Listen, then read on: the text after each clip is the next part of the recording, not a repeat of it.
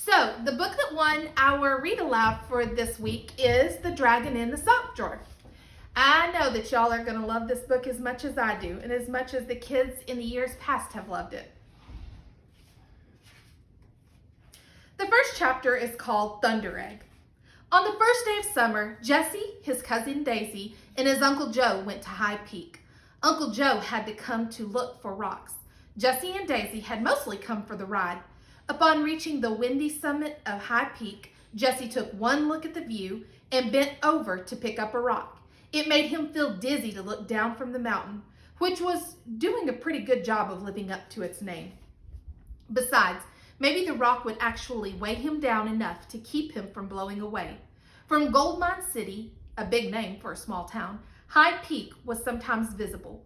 It rose in the distance like a delicious dessert topped with whipped cream. The whipped cream was snow, which was always there, even on the hottest day of the year. Jesse was on the mountain for the first time. Up close, the snow didn't look so good. It looked sort of crusty and dirty, and it was much colder on the mountaintop than it was down in Gold Mine City. Jesse's sweatshirt was not doing much to keep him warm. Jesse had been living in Gold Mine City with Daisy, Uncle Joe, and Aunt Maggie since Easter vacation in March. His parents were in Africa, setting up a children's clinic in the village of Tanzania. Jesse had traveled with his parents his whole life, but on his 10th birthday, he decided that he wanted to live in America. He wanted to eat American food, go to an American school, and have adventures with Daisy, his favorite cousin, who he had been visiting for 3 weeks every summer of every year of his life. These days, Jesse wore 2 watches on his wrist, one with a blue band and one with a black band. The watch with the black band told him the time in Gold Mine City. The watch with the blue band told him the time in Tanzania. It was 2 o'clock here and midnight there. He imagined his parents asleep beneath mosquito netting in their hut, surrounded by snakes as long as cars and bugs as big as chipmunks. I do not think I would like that. On the whole, even given the extreme elevation, he was happier here with Daisy. Jesse went over to where Daisy was sitting to find out what she was doing. Anyone seeing them together would think they were friends rather than family because they looked nothing alike. They were both 10 years old, but Jesse was small for his age and sturdy, with brown eyes and shaggy brown hair. Daisy was fair-haired and tall and thin. The wind whipped her hair, which was as pale and fine as corn silk. The tips of her ears, which poked through her hair like an elf's, were bright pink. The tip of her nose matched. Daisy looked up and smiled at Jesse through lips blue with cold. Then she went back to sketching a flower that was poking out of the snow. Her pencil was sticking out of the sleeve of her sweatshirt, which she had pulled over her hand to keep it warm. A wildflower handbook was open, its pages weighted down at the edges with small stones. Her eyes went from flower to sketch to handbook and back again. What rocks were for her father, flowers were for Daisy. She liked to say, not knowing the names of the flowers is like not knowing the name of your own brothers and sisters. What kind is it? Jesse asked. Well, I'm pretty sure it's a totally magical flower. Its folk name is self-healing. Cool, he said. But what does it heal? Well, the Indians used to put it on boils, she said. Boils? Gross, he said. Daisy carefully picked the wildflower and laid it between the pages of her notebook, right next to her sketch. She printed the name in neat block letters beneath the sketch and then turned the page. At home, she would transfer the specimen to her wildflower press, and when it was dry, she would frame it. She had over 20 varieties of wildflowers already framed, her contribution to their Museum of Magic. The 2 cousins' way of keeping in touch over the years had been reading the same books of fantasy. They were convinced that sooner or later they would have a magical adventure of their own. While they waited, they saw magic in everything around them: the flowers, seashells, birds, animals, even in old bottles and doorknobs. Daisy gave Jesse a sidelong look. You okay? She asked. She knew about his fear of heights. On the hike up the mountain, she had stopped practically every 10th step to ask him the same question.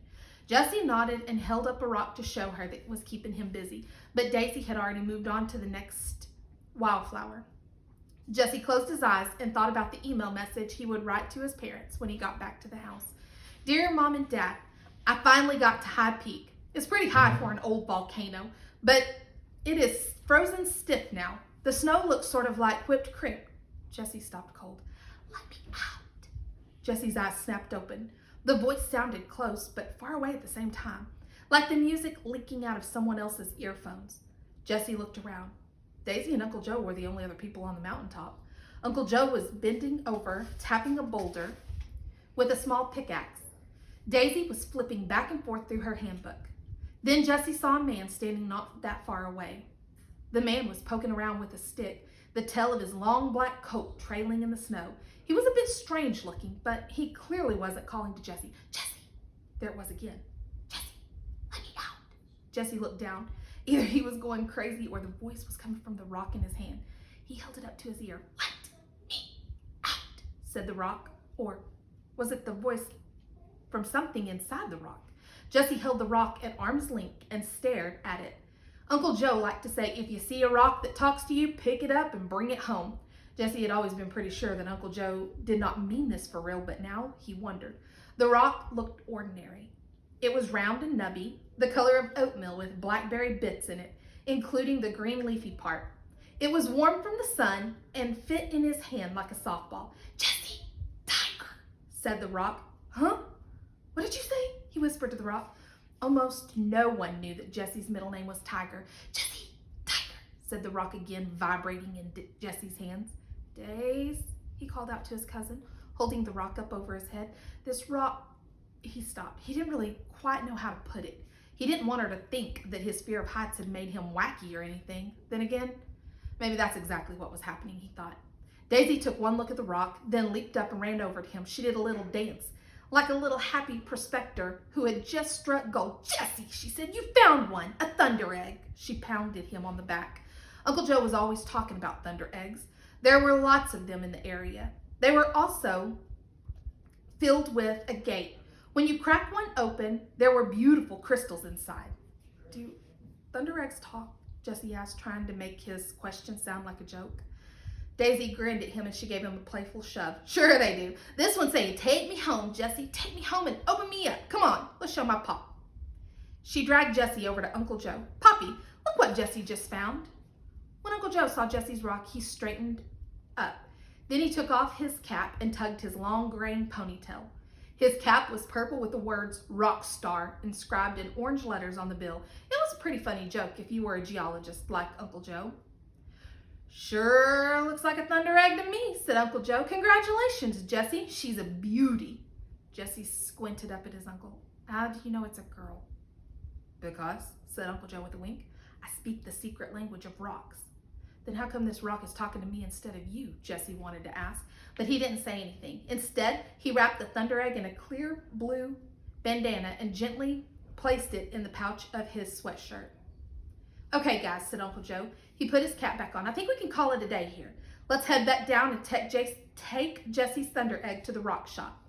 As they made their way across the summit, back to the hiking path, they passed the strange man in the black coat, who stopped poking his stick and stared at them as they went by. The sunlight glinted off of his round, wire-rimmed glasses and made him look eerily as if he didn't have any eyes. Jessie looked away quickly. In the pouch of his sweatshirt, the thunder egg zapped him so hard he yelped. Daisy turned and gave him a look. Are you sure you're okay? I'm fine, he said. His face was burning. The rock shop was an old garden shed behind the house. It had a work table, shelves for Uncle Joe's rocks, filing cabinets for his notes, and all the tools of his trade, including a special one for cutting open a thunder egg. Uncle Joe had cut open thousands of thunder eggs in his life, but he still got a kick out of doing it. He put on his goggles and heavy work gloves before picking up the big bandsaw. Jessie wasn't convinced that cutting open the rock was the right thing to do. What if it was going to hurt whatever was inside? He covered his mouth, pretending to stifle a yawn, and he whispered to the thunder egg, are you okay with this? The thunder egg vibrated warmly in his head. Jessie decided to take that as a yes. Jessie was still hesitant to hand the rock over to his uncle. You'll be careful, won't you? Jessie said. I mean, this won't hurt the damage the crystals inside, now will it? Uncle Joe smiled kindly. It won't hurt a single one of them, I promise. He held out the gloved hand. Daisy gave her cousin a gentle shove. Come on, Jessie Tiger. Let's take a look at those crystals. Goggles first, guys, Uncle Joe said. Daisy went to a shelf and got 2 pairs of goggles. She tossed a pair to Jesse. Jesse almost dropped them because the rock hissed, Jess. Jesse glanced. It slid from Daisy to Uncle Joe. Neither one of them seemed to have heard the rock. Arm trembling, Jesse handed the thunder egg to Uncle Joe. He winced as his uncle set down the saw and placed the rock between the iron jaws of the vise. He winced again as Uncle Joe spun the bolt and tightened the jaws around the thunder egg. "Stand back, guys," said Uncle Joe. Jesse and Daisy took one step away from him. Uncle Joe picked up the saw, turned on the motor. It roared to life, vibrating mightily. Then Uncle Joe put the whirling blade to the top of the rock. "Wait!" Jesse hollered over the noise of the machine. Uncle Joe looked up. He switched off the saw and pushed up his goggles. "What is it, Jess?" he said. Jesse faltered. "It seems like a pretty delicate thing. I really don't want to hurt it." Daisy rolled her eyes. "Poppy only cuts open a million rocks. I think he knows what he's doing, Jesse, really." Uncle Joe spoke very calmly. "How about this? How about I use the machine to cut a shallow groove in the rock? Then I'll turn it off and we can crack it open the rest of the way carefully and gently with a small chisel and a soft mallet." Jesse's chest heaved with relief. He nodded gratefully. "Thanks, Uncle Joe. That sounds good." Uncle Joe smiled at Jesse. "Okay, is it all right if I switch on the saw?" "Sure," said Jesse. "Go ahead." But he regretted the decision as soon as he heard the rock screaming above the noise of the saw. Just as Jesse was about to lunge over to Uncle Joe, the saw coughed and made a crackling sound. Uncle Joe switched it off. "Well, I'll be," he said, holding up the saw to Jesse and Daisy so they could see it. The blade had split in two. Jesse and Daisy stepped toward the work table. The egg wasn't even nicked. "That's okay," Jesse said. "I don't have to see the crystals. We just need a stronger blade with bigger teeth," Daisy said. "We're going to get this thing open, this stubborn old thunder egg, won't we, my adorable Poppy?" Uncle Joe took out the broken blade and fit it with a new one, with teeth the size of a very big dog's. Daisy pulled Jesse back to where they had been standing. Jesse wanted to rescue the rock, but he was afraid Daisy and Uncle Joe would think he was nuts. Uncle Joe put the saw to the rock once again. The saw howled like a hound dog, or was that the rock that was howling? Smoke poured out of the saw. Uncle Joe turned it off again and waved away the smoke. "I hope I'm not burning out the motor," he said. "I really wouldn't want you to do that, Uncle Joe," Jesse said. "Thanks for trying." Now he felt as if the voice inside was being a poor guest. Did it or did it not want out? And if it did, why wasn't it cooperating? And why was it being so hard on Uncle Joe's equipment? "Can we try just one more time, Poppy?" Daisy pleaded. Uncle Joe sighed. Then he put in the biggest, sharpest, strongest blade he had. It had long, jagged teeth like a hyena. Daisy pulled Jesse back one more step. Uncle Joe switched on the saw. This time, when the blade touched the rock, purple and green sparks flew every which way. The machine screeched like a banshee.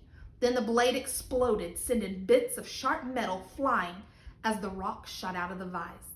The cousins yelped and dived for cover. The rock flew clear across the room and crashed through the window. Okay, so that was chapter 1. I want y'all to come back tomorrow for chapter 2, which is called The $1 Million Car.